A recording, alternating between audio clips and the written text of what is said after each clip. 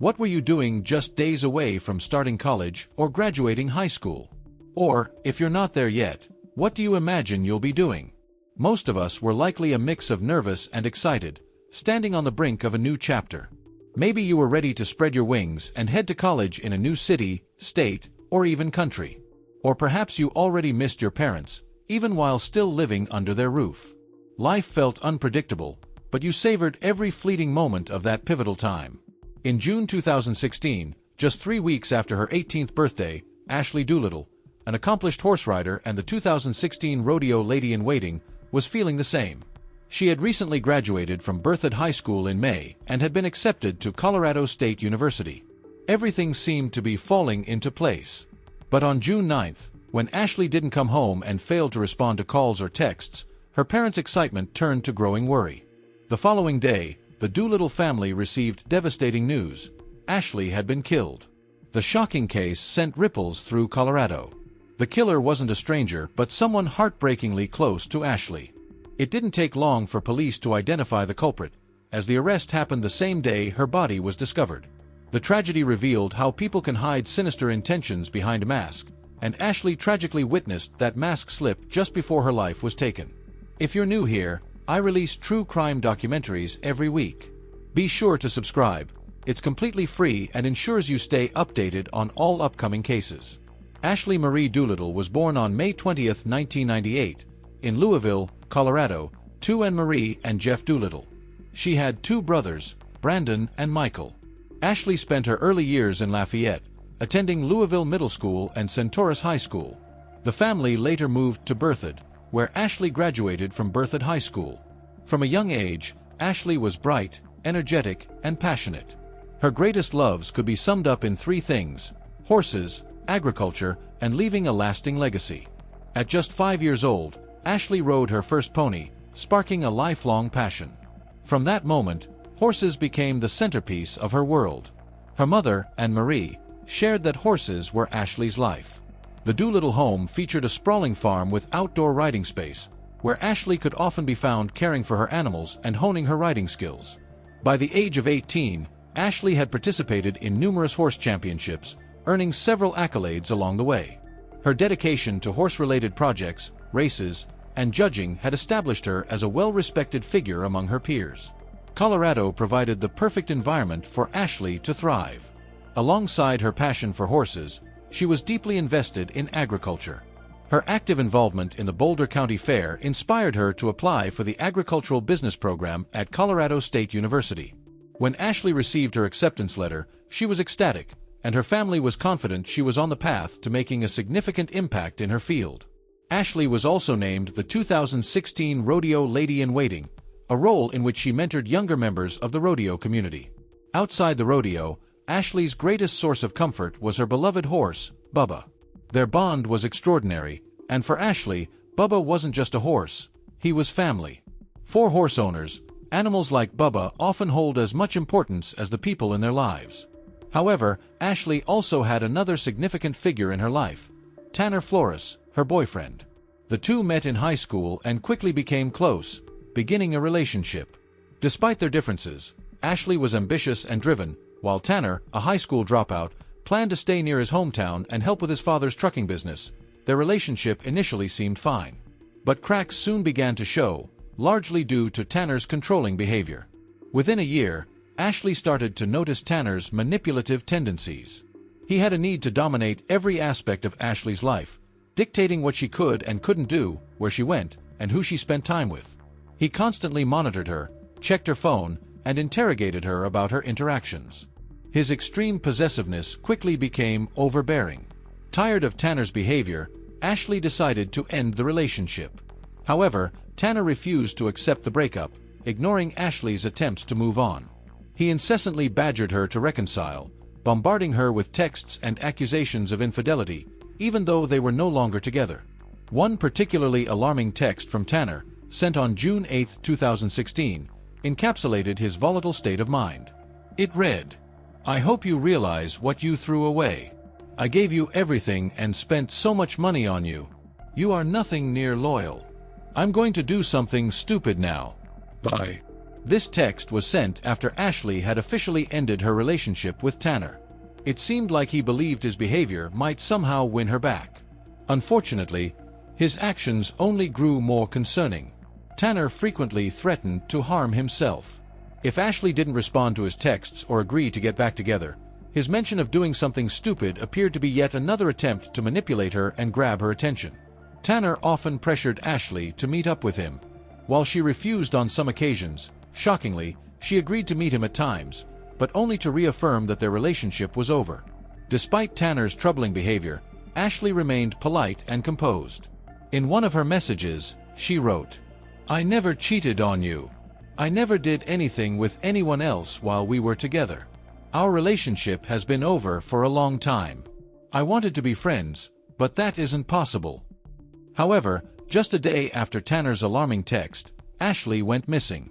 On June 9, 2016, Tanner asked Ashley to meet him again. The plan was for Ashley to drive to the reservoir where they would meet and then head to Carter Lake, a secluded spot about 11 minutes away, to talk about their relationship. Hours passed, and Ashley's parents became worried when they hadn't heard back from her. They began searching for her, and by 8 p.m., they found her car abandoned in the reservoir parking lot. Concerned, they reported Ashley missing, and an investigation was launched.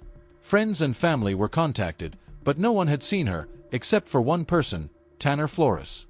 When Tanner's name kept surfacing in conversations, the police became increasingly suspicious. They were shocked to learn that Tanner was struggling with a breakup and hadn't taken it well. When the police interviewed Tanner's friends, they revealed that Tanner had been acting erratically since the split. He seemed deeply depressed and had even expressed suicidal thoughts. But when the authorities spoke with Tanner's parents, the case took a chilling turn. It shifted from a single missing person investigation to a search for two teens. Alarmingly, one of Tanner's father's loaded firearms was also missing from the family's collection. For investigators, finding Ashley and Tanner unharmed became a race against time. A BOLO, be on the lookout, was issued for Tanner's pickup truck, and search efforts intensified. The search took a grim turn on June 10 when someone reported seeing Tanner's truck 5 hours away from the reservoir in Colbran, Colorado. The vehicle was found on land that had once belonged to Tanner's late grandfather. As investigators made the 5-hour journey, a wildlife ranger kept watch over the truck. What he observed was deeply unsettling. Tanner was seen throwing blood-stained rags out of the vehicle. Even more horrifying, he was spotted carrying a rolled-up blanket from his grandfather's house and placing it in the truck's back seat. Witnesses feared the worst and anxiously awaited the arrival of law enforcement, certain that something terrible had occurred. As soon as detectives arrived, Tanner was arrested on the spot. When the blanket was unwrapped, it revealed the heartbreaking and expected truth. 18-year-old Ashley Diddle was inside. She had been shot 3 times at close range, and the person responsible for pulling the trigger was, without a doubt, Tanner. Imagining Ashley's final moments, betrayed and terrified by someone she once trusted, is deeply disturbing. The fact that Tanner committed such a heinous act simply because he couldn't accept their breakup is chilling. With Tanner in custody, investigators began piecing together the case. However, Tanner wasn't exactly forthcoming. He tried to spin a story, hoping to evade justice. Even when the evidence against him was undeniable, if Tanner's actions weren't infuriating enough, his initial version of events is sure to leave you seething. During a recorded interview, Tanner admitted to meeting Ashley at Lon Hagler Reservoir to talk. According to him, they later drove to Carter Lake, where the conversation went well. However, on their way back, Tanner claimed that Ashley suddenly took hold of the gun and pointed it at herself for reasons he conveniently didn't explain. In his account, Tanner played the hero, saying he tried to wrestle the gun away from Ashley. During the struggle, the weapon allegedly went off, striking her. Incredibly, Tanner claimed that this first shot didn't kill Ashley. Instead of calling for help, he decided to fire 2 more times to end her suffering. This story was as implausible as it was cruel, and investigators saw through it immediately. Realizing his lie wasn't going to hold up, Tanner eventually confessed to the crime. He admitted that Ashley's death wasn't premeditated but occurred in a moment of rage. He claimed the breaking point was a glare Ashley gave him during an argument in his truck about their breakup. That look, according to Tanner, caused him to lose control entirely. After taking Ashley's life, Tanner attempted to cover his tracks. He took her phone and, at 4:26 p.m., sent himself a message pretending to be her. The text read, "I'm not meeting you today." Following his confession, Tanner was initially held at Mesa County Jail before being transferred to Larimer County Jail. He was charged with first-degree murder and kidnapping, and preparations began for his trial, which commenced in October 2017, over a year after Ashley's tragic and untimely death. The primary question during the trial wasn't whether Tanner committed the murder. His guilt was evident. Instead, the court focused on whether his actions were premeditated or a crime of passion. Tanner's defense aimed to reduce the charge to second-degree murder, arguing the crime was unplanned and impulsive, while the prosecution sought to prove otherwise. This debate was quickly settled when Tanner's actions on the day of the crime came to light. It was revealed that Tanner and Ashley met at Lon Hagler Reservoir before driving to Carter Lake. However, Tanner had visited the lake earlier that same morning. He went there alone with his father's gun, allegedly to practice shooting. The remote location of Carter Lake, according to the prosecution, suggested Tanner had scoped it out as an ideal spot to commit the crime without witnesses. Further details emerged during Tanner's video interview, shedding light on his mindset. When a detective asked why he aimed for Ashley's head instead of another part of her body, Tanner chillingly responded, "I just thought that it would be an instant thing." This admission destroyed the defense's argument that the act wasn't premeditated. It showed that Tanner had no intention of letting Ashley leave the truck alive. Even more disturbing was Tanner's choice of weapon, a single-action revolver, which requires recocking after each shot. Despite having multiple chances to stop, Tanner fired a third shot when the first two didn't end Ashley's life. He later attempted to cover his tracks by using Ashley's phone to send himself a message. The cold and calculated nature of Tanner's actions was shocking, especially for someone only 19 years old. His public defender argued that Tanner's actions were not premeditated, but instead the result of emotional distress. They claimed Tanner was devastated by Ashley's decision to end their relationship while he was still deeply in love with her.